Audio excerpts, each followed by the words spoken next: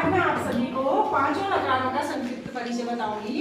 तो पांचों लकार होते हैं, पहला होता है लट लकार वर्तमान काल, दूसरा होता है लंग लकार, तीसरा होता है लिट लकार, चौथा होता है लोट लकार और पांचवा होता है विधिलिंग लकार। तो पहला लट लकार यानी कि वर्तमान काल, तो क्रिया के जिस रूप से किसी कार्य के बीत रहे समय में होना जाना जाता है। क्रिया के जिस रूप से किसी कार्य के बीत रहे समय में होना जाना जाता है उसे लट लकार वर्तमान काल कहते हैं। जैसे मैंने एक एग्जांपल लिया, रामः पुस्तकम पठति, यानी कि राम पुस्तक पढ़ता है। ठीक है, राम पुस्तक पढ़ता है। तो जैसे मैंने आप लोगों से कहा चलिए आप किताब निकालिए, लिखने के लिए बोला चाहे पढ़ने के लिए बोला, तो आप मेरे समक्ष यानी कि मेरे सामने आप क्या कर रहे हैं, लिखने का काम कर रहे हैं या कुछ याद करने का काम कर रहे हैं या पढ़ने का काम कर रहे हैं, तो वो समक्ष प्रत्यक्ष मेरे सामने चल रहा है, पढ़ने का काम चल रहा है, तो उसे बोलते हैं लट लकार वर्तमान काल।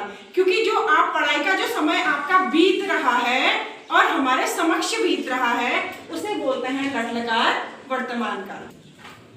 अब उसी में है लंग लकार भूतकाल। तो क्रिया के जिस रूप से किसी कार्य के बीते हुए समय में पूरा होने का पता चलता है उसे लंग लकार भूतकाल कहते हैं। अब बीते हुए समय में उस कार्य के पूरा होने का पता चलता है का मतलब क्या होता है, जैसे मैंने कहा अनिलः विद्यालयम अगच्छत्। ठीक है, तो अनिल विद्यालय गया। अगर मैं कहूंगी कि जा रहा है तो मेरे सामने जा रहा है, यानी मैं देख रही हूं जाते हुए, लेकिन यहाँ पर गया शब्द लग गया है। गया शब्द मतलब बीता हुआ हो गया। तो अनिल विद्यालय गया यानी हमारे सामने नहीं गया, हमारे आगे पीछे चला गया है, तो वो चला गया है। तो उसका वो समय जो बीत रहा है उसे बोलते हैं लंग लकार क्या भूतकाल। लोट लकार आज्ञार्थक काल।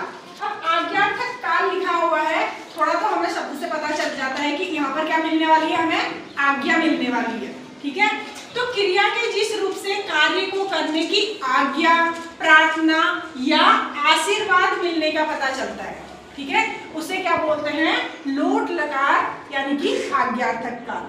तो जैसे मैंने कहा आप लोगों से कहा तुम सदा सत्यम वद। तुम मतलब होता है तुम, सदा का मतलब होता है हमेशा, सत्य मतलब सत्य यानी कि सही, वद का मतलब होता है बोलो। तुम हमेशा सत्य बोलो, इसका मतलब क्या है, तुम हमेशा सही बोलो, झूठ मत बोलो, क्या बोलो, सत्य बोलो। तो मैंने आपको आज्ञा दी, क्या सही बोलने की आज्ञा दी। तो यहाँ पर जो वद क्रिया है वह सही बोलने की क्या दे रही है, आज्ञा दे रही है। तो यहाँ पर क्या लगेगा, लोट लकार लगेगा। ठीक है, लोट लकार आज्ञार्थक काल। अब आज्ञार्थक काल लिखा हुआ है, थोड़ा तो हमें शब्द से पता चल जाता है कि यहाँ पर क्या मिलने वाली है, हमें आज्ञा मिलने वाली है। ठीक है, तो क्रिया के जिस रूप से कार्य को करने की आज्ञा, प्रार्थना या आशीर्वाद मिलने का पता चलता है, ठीक है, उसे क्या बोलते हैं लोट लकार यानी कि आज्ञार्थक काल। तो जैसे मैंने कहा आप लोगों से कहा तुम सदा सत्यम वद।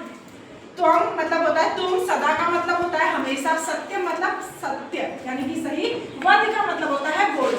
तुम हमेशा सत्य बोलो, इसका मतलब क्या है, तुम हमेशा सही बोलो, झूठ मत बोलो, क्या बोलो, सत्य बोलो। तो मैंने आपको आज्ञा दी, क्या सही बोलने की आज्ञा दी। तो यहाँ पर जो वद क्रिया है वह सही बोलने की क्या दे रही है, आज्ञा दे रही है। तो यहाँ पर क्या लगेगा, लोट लकार लगेगा।